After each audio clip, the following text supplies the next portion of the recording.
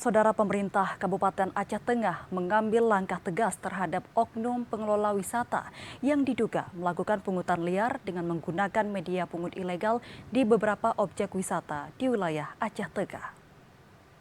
Pemerintah Kabupaten Aceh Tengah menindaklanjuti laporan adanya pengelolaan wisata di Aceh Tengah yang menggunakan media pungut yang tidak sah atau belum melakukan perforasi sesuai dengan Kanun Aceh Nomor 1 Tahun 2024 terkait pajak daerah dan retribusi kabupaten.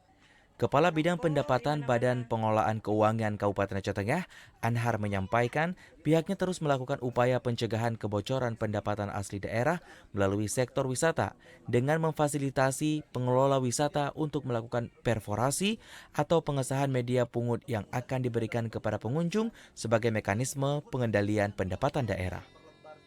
Kepada masyarakat Kabupaten Aceh Tengah, khususnya untuk pengelola tempat wisata, kami juga mengharapkan agar menggunakan media pungut karcis atau tiket masuknya menggunakan yang telah terkorporasi agar sah, dan itu agar tercatat juga berapa potensi nanti PAD Kabupaten Aceh Tengah dari sektor pajak jasa hiburannya. Nah, tujuannya apa?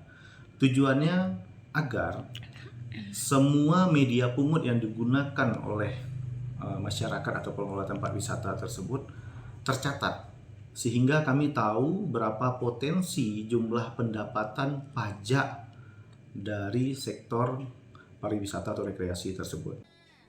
Perforasi dapat dilakukan baik kendaraan roda 2 maupun roda 4 maupun tiket perorangan untuk memasuki objek wisata dalam mencegah kebocoran PAD.